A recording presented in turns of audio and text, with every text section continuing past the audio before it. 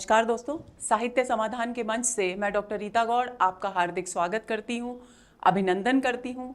आज के सत्र में दोस्तों हम पढ़ने वाले हैं भारतेंदु हरिश्चंद्र का एक निबंध दिल्ली दरबार दर्पण।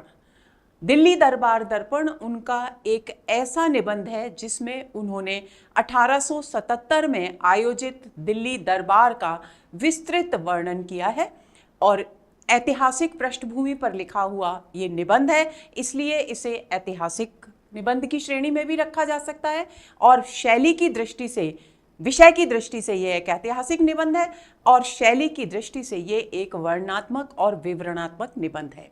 वर्णनात्मक और विवरणात्मक शैलियों का अंतर मैं आपको कई बार बता चुकी हूँ।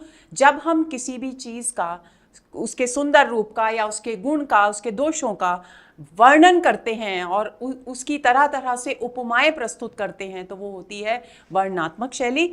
और जब हम जो कुछ हमें दिखाई दे रहा है उसमें अपनी ओर से अपनी भावनाओं को जोड़े बिना यथा तथ्य वर्णन प्रस्तुत करते हैं, यानी विवरण देते हैं कि यहाँ ये है, ये है, ये है क्रम से, तो वो होती है विवरणात्मक शैली। बहुत थोड़ा सा अंतर है दोनों में, लेकिन आपको ये अंतर जान लेना चाहिए ताकि कभी भी आप किसी भी परीक्षा को दें तो आप स्वयं ये निर्णय कर सकें कि इस निबंध में कौन सी शैली है या इस कहानी में कौन सी शैली है या ये किसी भी गद्य की विधा में कौन सी शैली है।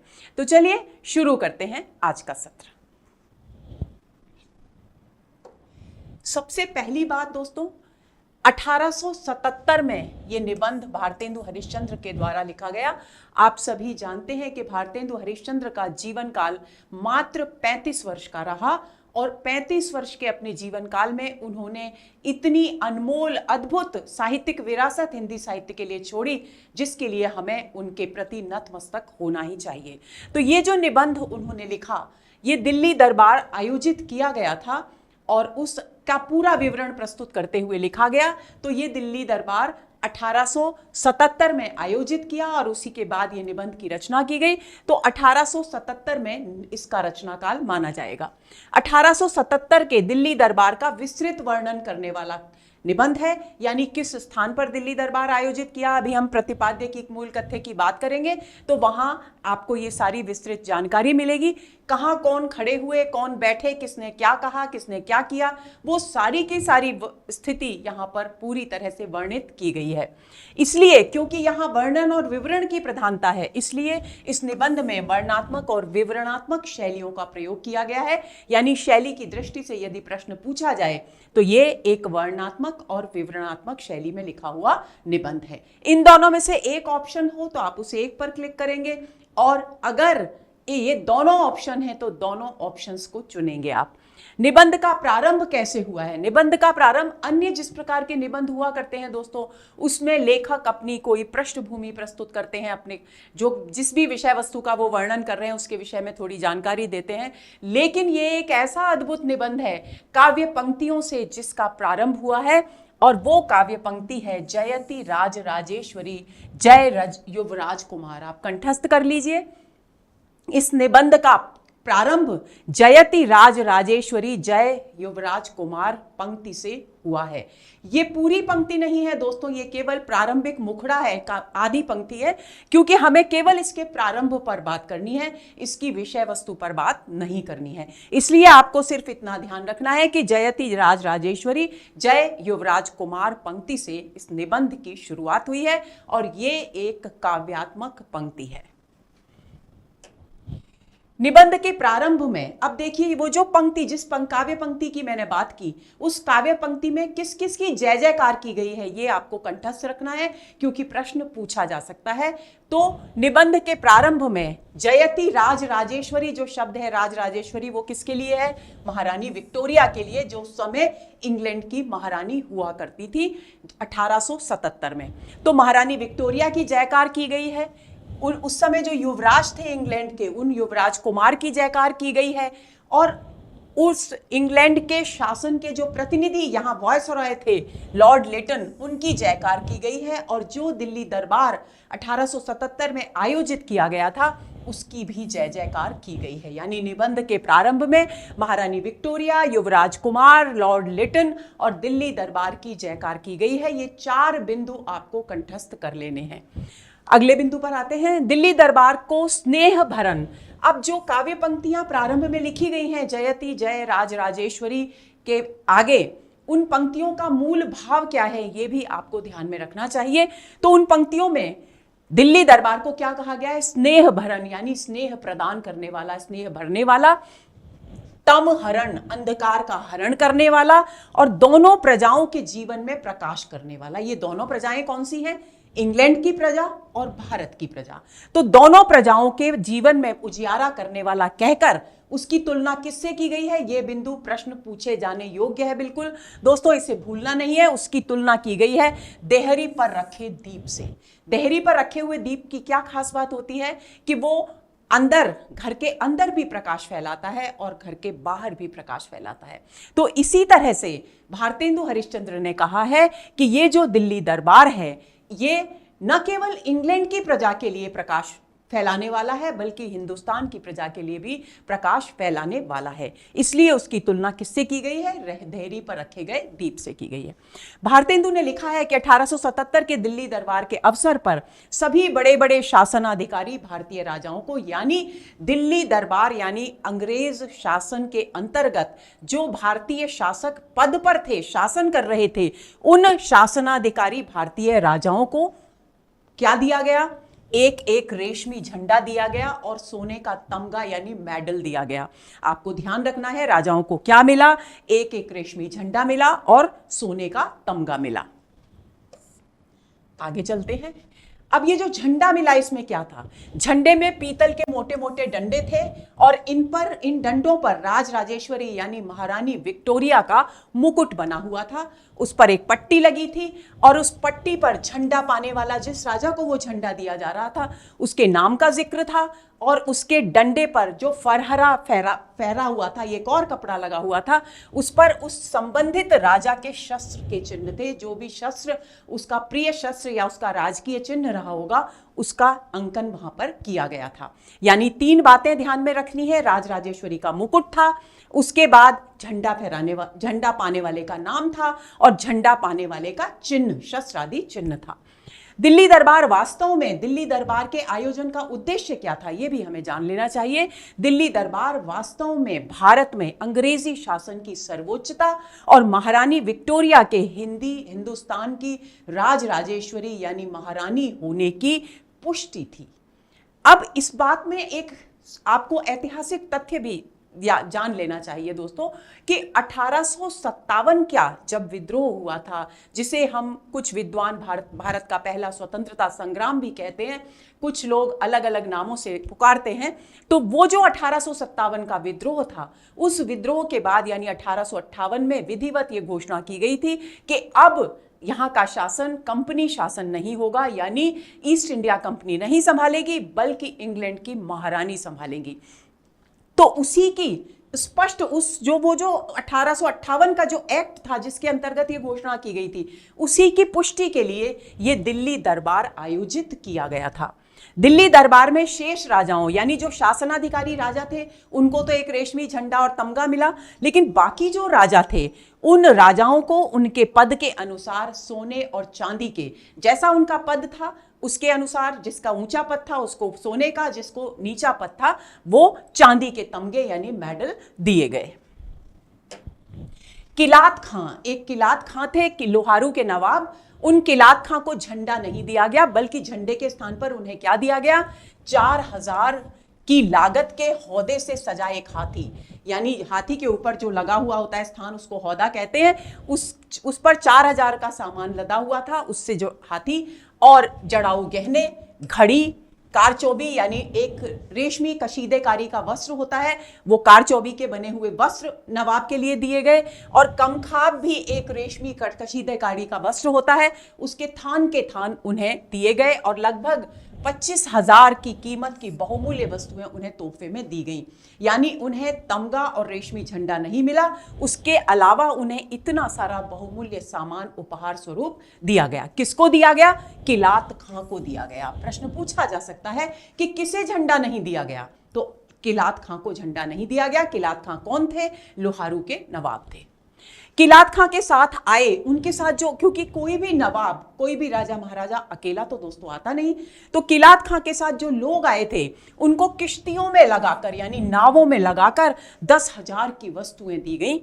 लेखक के अनुसार ये झंडे, यानी जो झंडे दिए गए थे शासनाधिकारी राजाओं को, वो झंडे महारानी विक्टोरिया की आधीनता के प्रतीक थे। और लेखक लिखते हैं कि किलात खां को झंडा न मिलने का कारण यही था कि वे बिल्कुल स्वतंत्र हैं। यानी भारतेंदु हरिश्चंद्र ने यह लिखा है कि जिन जिन शासनाधिकारी राजाओं को ये झंडे दिए गए, ये इस बात का सबूत थे, इस बात का प्रमाण थे कि वे राजा महारानी विक्टोरिया के अधीन हैं। लेकिन जिसे झंडा नहीं दिया गया, उनमें नाम था किलात खां का, और वो किलात खां को झंडा न मिलने का कारण उनका अपमान करना नहीं था, या उनकी योग्यता पर प्रश्न चिन्ह लगाना नहीं था, उनकी प्रभाव पर प्रश्न चिन्ह लगाना नहीं था, बल्कि इसका कारण था कि वे पूरी तरह से स्वतंत्र हैं। ये मंतव्य प्रस्तुत किया है स्वयं भारतेंदु हरिश्चंद्र ने। आगे चले।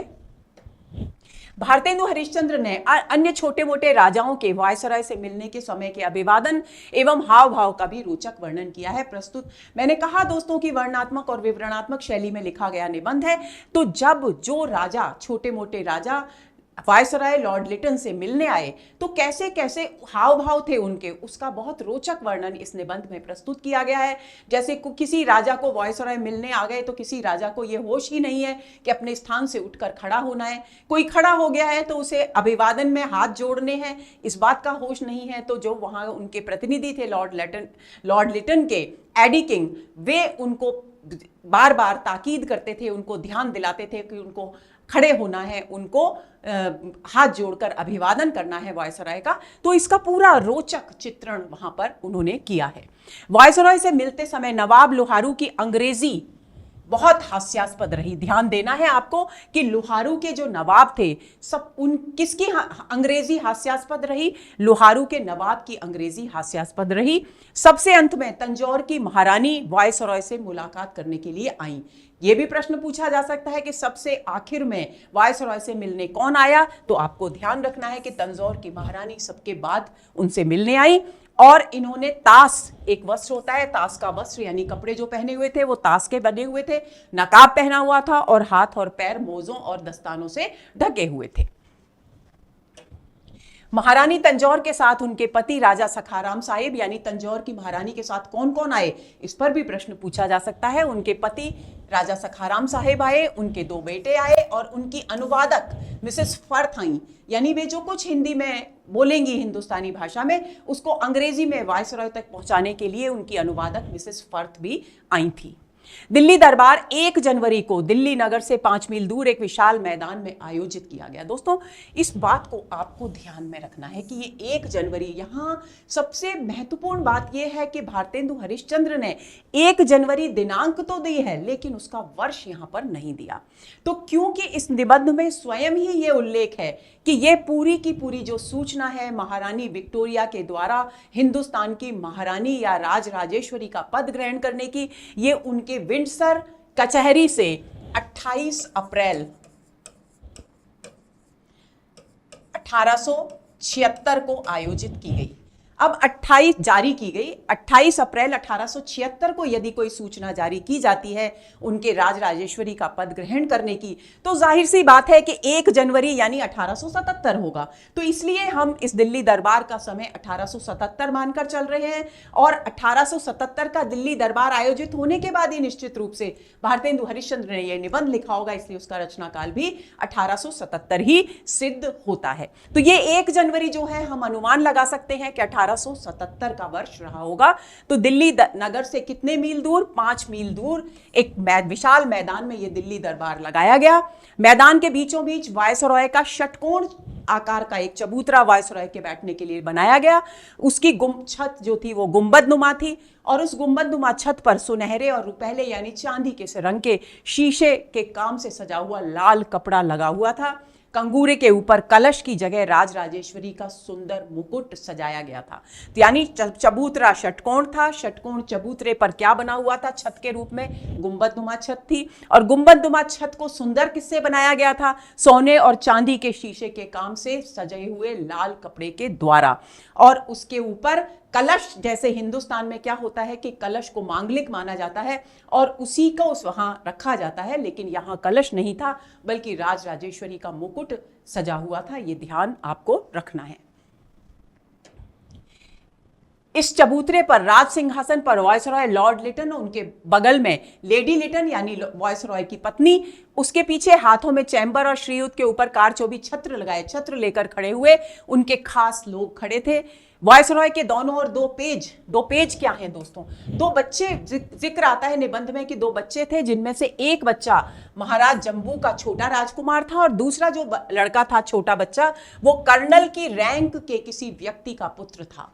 यानी उस समय हम अनुमान लगा सकते हैं कि उस समय यह भी परंपरा रही होगी कि अनुमान कि किसी भी व्यक्ति के द्वारा, हिंदुस्तानी व्यक्ति के द्वारा जो कि किसी न किसी अधिकारी के पद पर नियुक्त है, अपने बच्चों को अंग्रेज शासन की सेवा में अर्पित करना पड़ता था और उनको कहा जाता था दो पेज या हिंदी में दामन वरदान। तो ये बात आपको ध्यान में रखनी है। तो वायसरॉय के दोनों ओर दो पेज और दामन वरदान खड़े थे, और जब viceroy Lord Lytton Lady Lytton के साथ अपने षटकोण चबूतरे की ओर बढ़ते हैं दोस्तों, तो उनका जो वस्त्र था उसे पीछे से पकड़ने वाले ये दो बच्चे ही थे। इस बात का जिक्र भारतेंदु हरिश्चंद्र ने निबंध में किया है। इन दोनों के दाएं बाएं पीछे मुसाहिब, सेक्रेटरी और आमने सामने सब अपनी अपनी निर्धारित स्थान पर खड़े थे।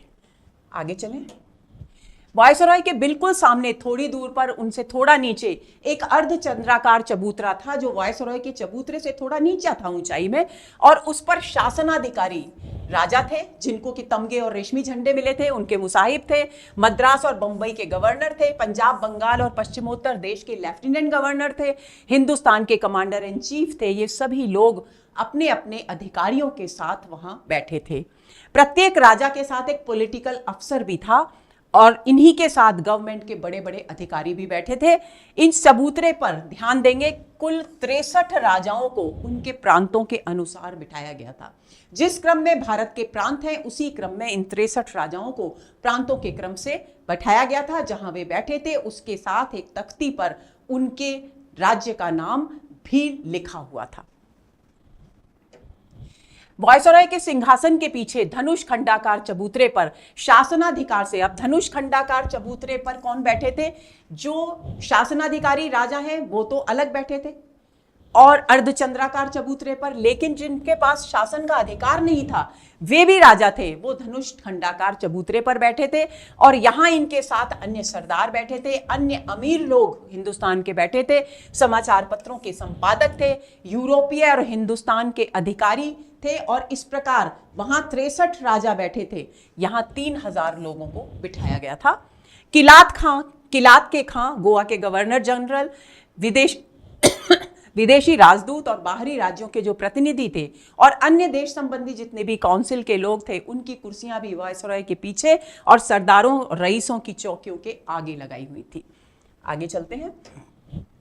आप देख रहे हैं दोस्तों कि किस प्रकार एक एक चीज का वर्णन यहां पर किया गया है, यानी विवरण प्रस्तुत किया गया है। दक्षिण में 15,000 से भी अधिक हथियारबंद सैनिकों की सरकारी फौज थी, यानी अंग्रेजों की फौज, और उत्तर की ओर जो राजा वहां आए थे उनकी पलटनें अपनी अलग अलग अपने अपने प्रांतों की वर्दियों में अपने अपने शस्त्र लिए हुए लैस खड़ी थी।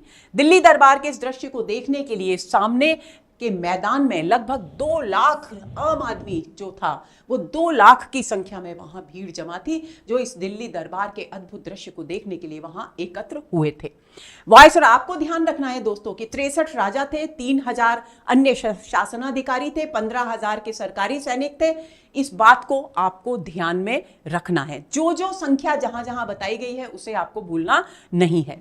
वायसरॉय के सिंहासन के दोनों ओर गार्ड ऑफ ऑनर बजाने और बाजे बजाने वाले खड़े थे। 12 बजे लॉर्ड लिटन लेडी लिटन के साथ वहां पहुंचे और फौज ने शस्त्रों से उन्हें सलामी दी। वायसरॉय ने स्टार ऑफ इंडिया का परम प्रतिष्ठित पद और ग्रैंड मास्टर का एक अलग से वस्त्र उनके लिए भेजा तैयार करवाया गया था। वो वस्त्र उन्होंने वहां धारण किया और राजसी छत्र के नीचे वे अपने राज सिंहासन जो षटकोण चबूतरे पर बना हुआ था वहां तक वे पहुंचे। बंदी जनों ने तुरही और फौजी बाजे ने ग्रैंड मार्च की धुन बजाई उनके आने के बाद। इसके बंद होते ही जो राष्ट्रगान था, जैसे हमारा राष्ट्रगान है उसी तरह से उस समय ब्रिटिश काल के भारत में अंग्रेजों का जो राष्ट्रगान था जो था लॉन्ग लिव द क्वीन, यानी हमारी महारानी दीर्घजीवी हो, लंबी उम्र उनकी हो, इस तरह का नेशनल एंथेम यानी राष्ट्रगीत बजा। और फिर गार्ड ऑफ ऑनर ने प्रतिष्ठा के लिए अपने शस्त्र झुका दिए। जब राष्ट्रगीत बचा तब गार्ड ऑफ ऑनर ने अपने शस्त्र झुका दिए, जैसा कि आम तौर पर होता है। वायसरॉय की आज्ञा पर चीफ हेरल्ड यानी मुख्य बंदी, यहां बंदी शब्द को दोस्तों आप कैदियों से ना लें। बंदी शब्द है वो वंदना करने वाले, जो अपनी बात को बढ़ा चढ़ाकर प्रस्तुत करने वाले जो लोग होते थे, जिनको बंदी जन कहा गया है, मध्यकालीन काव्य में भी जिनका जिक्र आता है, उन बंदी जनों से लें। तो चीफ हेरल्ड उसका अंग्रेजी शब्द है, उसका हिंदी रूपांतर मुख्य बंदी के रूप में किया गया है। तो चीफ हेरल्ड ने, अब आपको यह भी ध्यान रखना है कि वायसरॉय ने जब आज्ञा दी तब महारानी विक्टोरिया के राज राजेश्वरी का पद ग्रहण करने के विषय में अंग्रेजी में राजाज्ञा पत्र किसने पढ़ा? तो चीफ हेरल्ड ने, यानी मुख्य बंदी ने पढ़ा। या मुख्य बंदी प्रश्न पूछा जाए, चीफ हेरल्ड या मुख्य बंदी ने किस भाषा में राजाज्ञा पत्र पढ़ा? तो आपको ध्यान रखना है अंग्रेजी में राजा पत्र पढ़ा। अब इस राजाज्ञा पत्र में क्या क्या घोषणाएं की गई, मोटे तौर पर इनका जिक्र भारतेंदु हरिश्चंद्र ने किया है। पहली सूचना है कि अब महारानी विक्टोरिया ग्रेट ब्रिटेन, आयरलैंड और हिंदुस्तान की महारानी होंगी। दूसरी सूचना, अब हिंदुस्तान का शासन ईस्ट इंडिया कंपनी के नाम पर नहीं बल्कि महारानी विक्टोरिया के नाम पर चलेगा। तीसरी सूचना, शासन अपनी इच्छानुसार अधीनस्थ देशों की राज संबंधी पदवियों और प्रशस्तियों को बढ़ा सकेगा। यानी शासन अगर जरूरत समझे, यानी क्वीन विक्टोरिया यदि ये आवश्यकता समझेंगी कि विभिन्न देशों में जो भी उनके अधीन देश हैं उन देशों में पदवियों को बढ़ाया जाए, प्रशस्तियों को बढ़ाया जाए, तो वे अपनी इच्छा अनुसार उन्हें बढ़ाने के लिए स्वतंत्र होंगी। अगली सूचना है कि यूनाइटेड किंगडम और उसके अधीनस्थ देशों की राज संबंधी पदवियों के, जितनी भी राज संबंधी पदवियां होंगी, जो भी उस पद पर सुशोभित होंगे, उनको जो एक पत्र दिया जाएगा उसमें लैटिन भाषा में इंडीई एपरेट्रिक्स, जिसका अर्थ है हिंदुस्तान की राजराजेश्वरी, और अंग्रेजी भाषा में एम्प्रेस ऑफ इंडिया लिखा जाएगा। इस बात को भी आपको ध्यान में रखना है कि लैटिन में क्या लिखा जाएगा, उसका हिंदी रूपांतर क्या है, और अंग्रेजी में क्या लिखा जाएगा। इंडीई एपरेट्रिक्स ये तो होगा लैटिन भाषा में, और एम्प्रेस ऑफ इंडिया ये होगा अंग्रेजी भाषा में, और इन दोनों का हिंदी रूपांतर होगा हिंदुस्तान की राजराजेश्वरी। वर्तमान में यूनाइटेड, अगली घोषणा थी कि वर्तमान में यूनाइटेड किंगडम में जितने भी सोने चांदी और तांबे के जो सिक्के हैं, और भविष्य में अब यूनाइटेड किंगडम का मतलब है इंग्लैंड, तो यूनाइटेड किंगडम में भविष्य में कोई सिक्के चलाए जाएं महारानी के द्वारा, और अन्य जितने भी अधीनस्थ देश हैं उनमें भी अगर कोई सिक्के चलाए जाएं और उन पर भले ही राजराजेश्वरी की पदवी अंकित हो या ना हो, लेकिन वे सभी सिक्के उन क्षेत्रों में मान्य माने जाएंगे। ये घोषणा भी यहां की गई। ये घोषणा विंडसर, अब इसमें यह भी बताया गया कि विंडसर की कचहरी, विंडसर दोस्तों आज भी वर्तमान में इंग्लैंड का यानी लंदन का बहुत ही महत्वपूर्ण स्थान है। जो भी वहां यात्री जाते हैं घूमने फिरने के लिए वो भी विंडसर देखने जरूर जाते हैं। तो आम आदमी के लिए भी विंडसर का बाहरी क्षेत्र, अंदर तो नहीं जाने दिया जाता क्योंकि वहां पर महारानी का परिवार रहता है और वहीं से वो शासन आदि संचालित करती हैं। तो इसलिए यहां कहा गया है विंडसर की कचहरी, और यहां से ये सूचना जारी की गई 28 अप्रैल 1876 में। महारानी के शासन का ये 28 अप्रैल 1876 का जो वर्ष था, ये महारानी क्वीन विक्टोरिया यानी महारानी विक्टोरिया के शासन का 39वां वर्ष था। उस समय ये सूचना जारी की गई। अंग्रेजी में राजाज्ञा पढ़ने के बाद, यानी जब चीफ हेरल्ड ने अंग्रेजी में राजाज्ञा पढ़ ली तो उसके बाद फिर से तुरही बजी और फॉरेन सेक्रेटरी ने उर्दू में राजाज्ञा का तर्जुमा पढ़ा। तर्जुमा यानी अनुवाद पढ़ा। आपको ध्यान रखना है कि उर्दू में राजाज्ञा किसने पढ़ी? उर्दू में राजाज्ञा पढ़ने वाले थे फॉरेन सेक्रेटरी, और चीफ हेरल्ड थे अंग्रेजी में राजाज्ञा पढ़ने वाले, इसको भूलना नहीं है। इसके पश्चात बादशाही झंडे को खड़ा किया गया और उसे 101 तोपों की और उसके बाद फिर बंदूकों की सलामी दी गई। उसके बाद फिर से राष्ट्रगीत national anthem long live the queen बजाया गया।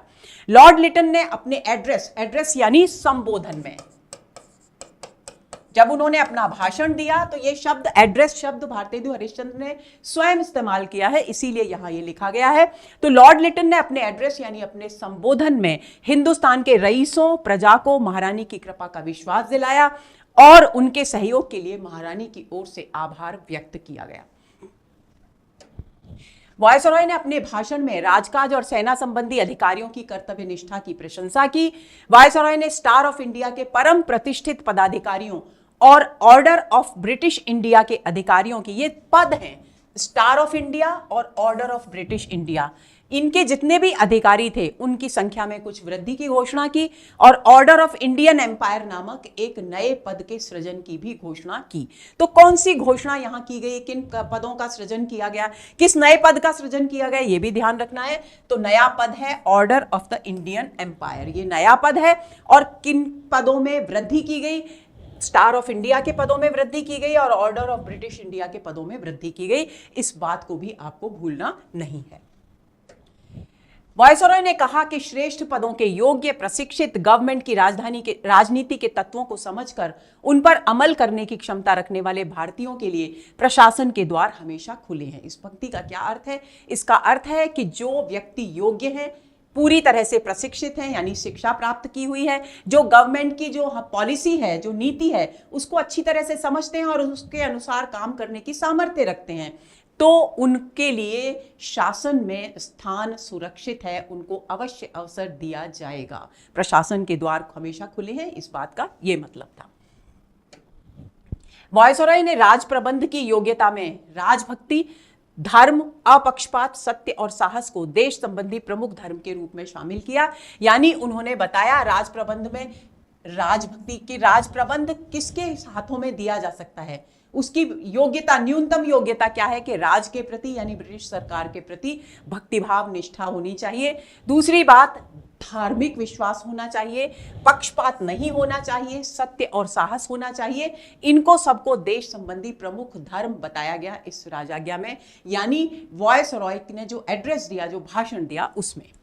अंत में वायसरॉय ने उसी दिन प्रातः तार से मिले महारानी के उस संदेश के विषय में बताया जिसमें उनका समस्त अधिकारियों, रईसों, सरदारों और दिल्ली में एकत्र प्रजा के लिए आशीर्वाद था और कृपा थी और स्नेहपूर्ण विश्वास निहित था। यानी जिस दिन ये दिल्ली दरबार आयोजित हो रहा था, उसी दिन सुबह महारानी विक्टोरिया ने कहां से, इंग्लैंड में लंदन से, अपनी विंडसर की कचहरी से तार के माध्यम से भारत की जनता, अधिकारियों और रईसों के लिए अपने आशीर्वचन भेजे, अपना विश्वास और अपना स्नेह भेजा। उसके विषय में भी यहां पर किसके द्वारा बताया गया? लॉर्ड लिटन के द्वारा बताया गया। प्रजा के सुख की वृद्धि, सौभाग्य की अधिकता और कल्याण की उन्नति को राज का लक्ष्य घोषित किया गया। और इसमें यह भी बताया गया लॉर्ड लिटन के द्वारा कि अंग्रेज शासन का यानी ब्रिटिश शासन का उद्देश्य क्या होगा? प्रजा का सुख बढ़े, सौभाग्य बढ़े और कल्याण हो और देश की उन्नति हो। वायसरॉय के एड्रेस की समाप्ति पर पुनः नेशनल एंथेम यानी लॉन्ग लिव द क्वीन राष्ट्रगीत बजा और सेना ने तीन बार हुर्र शब्द की आनंद ध्वनि की, जिसे हम आजकल करते हैं खुशी में हुर्रे, वही ध्वनि यहां पर आनंद के प्रतीक के रूप में की गई। इस अवसर पर महाराज सिंधिया निजाम की ओर से सालार जंग, निजाम की ओर से कौन आए? सालार जंग आए। राजपूताना के महाराजाओं के प्रतिनिधि के रूप में जयपुर महाराज गए, बेगम भोपाल गई, महाराज कश्मीर गए और दूसरे सरदारों ने खड़े होकर एक दूसरे को बधाई दी। किस बात की बधाई दी?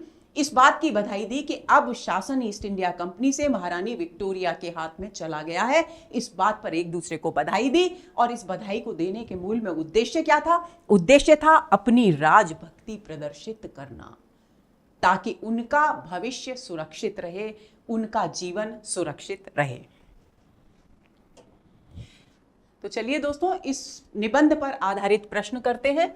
और हाँ, एक बात और मैं कहूँ कि मैंने अभी जिन किलात खां की चर्चा की जिन्हें झंडा नहीं दिया गया था, उन्हें लोहारू के नवाब कहकर संबोधित किया। दोस्तों, वो गलती से हुआ, आप उसे सुधार लें। किलात खां अलग हैं और लोहारू के नवाब अलग हैं। अब आइए चलिए बात करते हैं प्रश्नों की।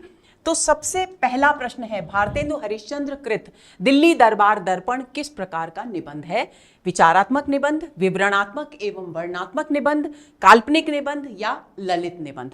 तो दोस्तों, बी विकल्प इस प्रश्न का सही उत्तर है, क्योंकि इसकी इतनी चर्चा मैं पिछले मूल कथ्य पढ़ते समय कर चुकी हूं कि आपके लिए ये प्रश्न बिल्कुल भी कठिन अब रहा नहीं होगा। एक बात और यहां इस प्रश्न के संबंध में मैं कहूं कि विचारात्मक निबंध की जगह अगर विकल्प होता ऐतिहासिक निबंध, तो आप क्या करते? तो यहां पर या तो यहां पर यह विकल्प ना होता, अगर ऐतिहासिक निबंध लिखा होता तो हम ऐतिहासिक निबंध को करते, लेकिन शर्त यह है कि यह ऑप्शन उस समय नहीं होना चाहिए। और अगर दोनों ऑप्शन है तो तीसरा ऑप्शन होना चाहिए ए और बी दोनों, तो फिर हम सी उत्तर करते। तो आप इस बात को ध्यान में रखें कि ये दोनों ही बातें, क्योंकि ऐतिहासिक घटना पर आधारित है, इतिहास की एक दिल्ली दरबार की जो पृष्ठभूमि है घटना की, उस ऐतिहासिक पृष्ठभूमि पर आधारित निबंध है, इसलिए ये ऐतिहासिक निबंध की श्रेणी में भी है। लेकिन इसकी शैली क्या है? इसकी शैली है विवरणात्मक एवं वर्णनात्मक शैली। तो इसलिए निबंध के प्रकार की दृष्टि से ये विवरणात्मक और वर्णनात्मक निबंध है, और विषय वस्तु की दृष्टि से ये ऐतिहासिक निबंध है। इसको भूलना नहीं है। तो अब इस प्रश्न का सही उत्तर होगा, इसको मिटा देती हूं, इस प्रश्न का सही उत्तर होगा बी। अगला प्रश्न, दिल्ली दरबार दर्पण निबंध का रचना काल है 1877, 1876, 1880 या 1889? तो ए विकल्प इस प्रश्न का सही उत्तर है। 1877 में दिल्ली दरबार आयोजित हुआ था, और 1877 में ही अनुमान है कि भारतेंदु हरिश्चंद्र ने इस निबंध की रचना की होगी। तो आंसर इसका हुआ ए। दिल्ली दरबार दर्पण निबंध के प्रारंभ में निम्न में से किसकी जय जय, किसी की नहीं, किसकी, इसको किसकी कर लेंगे, किसकी जय जयकार की गई है? महारानी विक्टोरिया, युवराज कुमार, नृप प्रतिनिधि लॉर्ड लिटन और दिल्ली दरबार। तो इन तीनों की जय जयकार की गई है। तो उत्तर होगा हमारा उपर्युक्त सभी, यानी आंसर हुआ डी। अगला प्रश्न, दिल्ली दरबार के अवसर पर भारतीय राजाओं को क्या दिया गया? रेशमी झंडा, सोने का तमगा, प्रशस्ति पत्र और राजमुद्रा, शस्त्र एवं तमगा, बहुमूल्य वस्तुएं एवं हाथी। तो दोस्तों, ए विकल्प इस प्रश्न का सही उत्तर है। उन्हें रेशमी झंडा दिया गया था जिस पर राजराजेश्वरी के मुकुट का चिन्ह बना था, और उस पर पाने वाले राजा का नाम और उनके शस्त्र का चिन्ह बना था, और उसके साथ उन्हें दिया गया था सोने का तमगा। तो आंसर होगा ए। अगला प्रश्न, दिल्ली दरबार दर्पण के प्रतिपाद्य से संबंधित असंगत कथन छांटिए। पहला है, दिल्ली दरबार दर्पण में 1877 के दिल्ली दरबार का ऐतिहासिक एवं क्रमिक यथा तथ्य विवरण है। दूसरा विकल्प है, इसमें महारानी विक्टोरिया ने उपस्थित जनसमूह एवं राजा महाराजाओं, अंग्रेज अधिकारियों के सम्मुख हिंदुस्तान की राजराजेश्वरी का पद ग्रहण करने का वर्णन है। तीसरा विकल्प है, इसमें वर्णित है कि लॉर्ड लिटन ने भारतीय राजाओं को महारानी की ओर से झंडा देकर उनकी व रईसों की निष्ठा के प्रति आभार व्यक्त किया। चौथा विकल्प है, इसमें वर्णित है कि लिटन ने महारानी विक्टोरिया का उसी दिन प्रातः तार से मिला संदेश पढ़ करके सुनाया। तो दोस्तों, हम पढ़ चुके हैं इसको। तो दिल्ली दरबार निबंध में 1877 के दिल्ली दरबार का ऐतिहासिक और क्रमिक विवरण है, ये सही है। इसमें महारानी विक्टोरिया के उपस्थित जन समुदाय के समक्ष पद ग्रहण करने का वर्णन है, ये बात बिल्कुल गलत है। यानी असंगत कथन कौन सा हुआ? बी। यानी आंसर क्या होगा? आंसर होगा बी।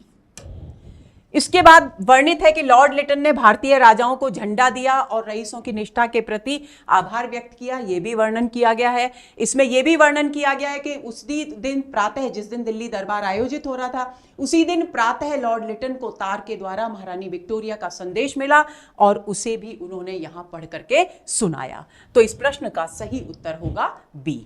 आगे चलते हैं। भारतीय राजाओं को दिए गए झंडे पर क्या अंकित नहीं था? राजराजेश्वरी का मुकुट, पाने वाले राजा का नाम, राजा के शस्त्र आदि के चिन्ह, राजा की वंशावली। तो दोस्तों ये तीनों चीजें यहां अंकित थी, केवल राजा की वंशावली का जिक्र यहां नहीं किया गया था। तो इस प्रश्न का उत्तर हुआ डी। अगला प्रश्न, कथन ए, किलात के खां को झंडा नहीं मिला, कारण इन्हें झंडा न मिलने का कारण यह समझना चाहिए कि यह बिल्कुल स्वतंत्र हैं। उक्त कथन के विषय में सही कूट का चयन कीजिए। पहला है ए और आर दोनों गलत है, दूसरा है ए गलत है आर सही है, तीसरा है ए और आर दोनों सही है तथा आर ए की सही व्याख्या है, चौथा है ए और आर दोनों सही है किंतु आर ए की सही व्याख्या नहीं है। तो दोस्तों सी विकल्प इस प्रश्न का सही उत्तर है।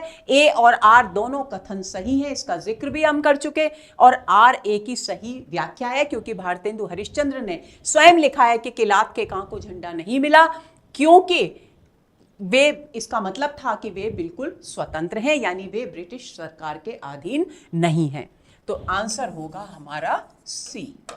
अगला प्रश्न, दिल्ली दरबार के अवसर पर राजाओं को दिए गए झंडे प्रतीक थे महारानी विक्टोरिया की अधीनता के, महारानी विक्टोरिया द्वारा की गई प्रशंसा के, महारानी विक्टोरिया के राजाओं के प्रति विश्वास के, महारानी विक्टोरिया की निरंकुशता के। तो दोस्तों ए विकल्प इस प्रश्न का सही उत्तर है क्योंकि हम अभी पढ़ चुके हैं कि किलात के खां को झंडा नहीं दिया गया था। तो भारतेंदु हरिश्चंद्र लिखते हैं कि इसका मतलब ये था कि वे स्वतंत्र हैं, यानी महारानी विक्टोरिया, ये जो झंडे थे ये महारानी विक्टोरिया की अधीनता के झंडे थे।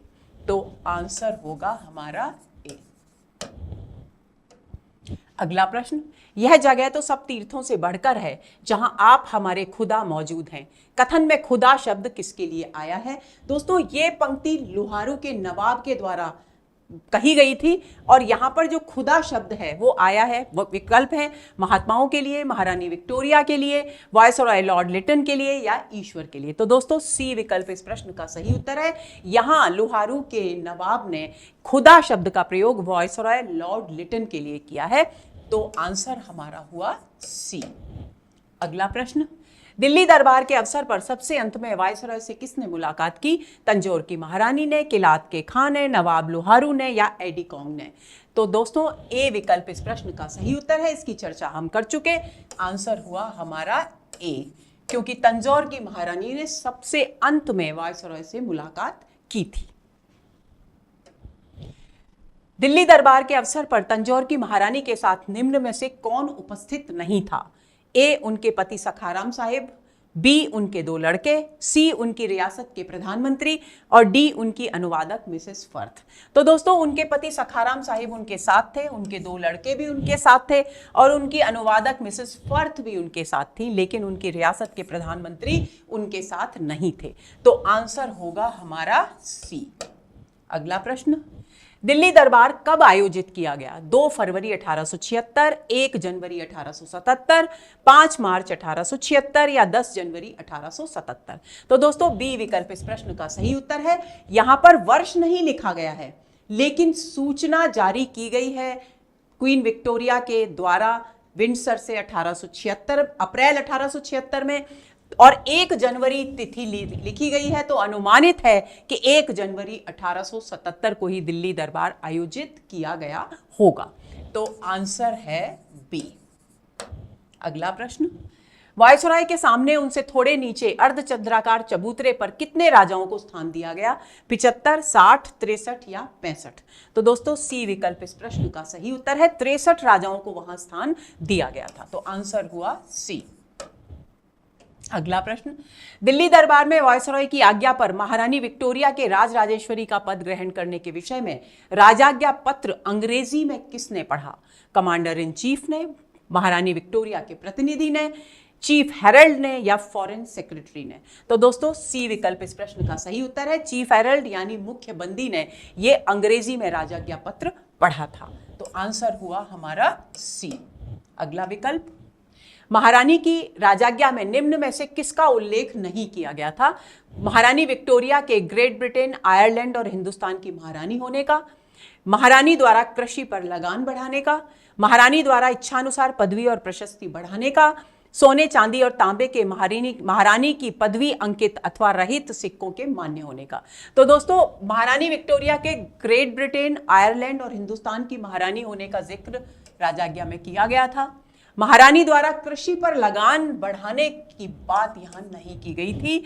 महारानी द्वारा इच्छानुसार पदवी और प्रशस्ति बढ़ाने की बात भी की गई थी, और उनके सोने, चांदी और तांबे के सिक्के जिन पर महारानी की पदवी है या नहीं है, उन सबको भी मान्य घोषित यहां किया गया था। तो इस प्रश्न का सही उत्तर हुआ बी, क्योंकि इसका उल्लेख यहां पर नहीं किया गया। तो आंसर हुआ हमारा बी।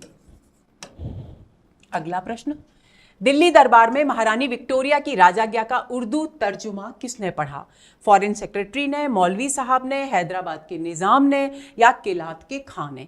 तो दोस्तों ए विकल्प इस प्रश्न का सही उत्तर है। हमने चर्चा की थी, फॉरेन सेक्रेटरी ने उस अंग्रेजी राजाज्ञा का उर्दू तर्जुमा यानी अनुवाद पढ़ा था। तो आंसर हुआ हमारा ए। अगला प्रश्न, वायसरॉय ने अपने भाषण में राज्य के प्रबंध संचालन के लिए किसे अनिवार्य बताया? बुद्धि, उत्तम आचरण, सामाजिक योग्यता, उपर्युक्त सभी? तो दोस्तों इन तीनों की बात वहां पर की गई थी, यानी डी विकल्प इस प्रश्न का सही उत्तर है। तो आंसर हुआ हमारा डी। तो दोस्तों ये हुआ हमारा आज का सत्र। आज के सत्र में न केवल हमने दिल्ली दरबार निबंध की मूल संवेदना पर बात की, उसके मूल प्रतिपाद्य पर बात की, बल्कि उस पर आधारित कुछ एक महत्वपूर्ण प्रश्नों की भी चर्चा की। उम्मीद करती हूं हमेशा की तरह कि ये सत्र भी आपके लिए बहुत बहुत उपयोगी साबित होगा। अगले सत्र के इंतजार में रहिए। नमस्कार।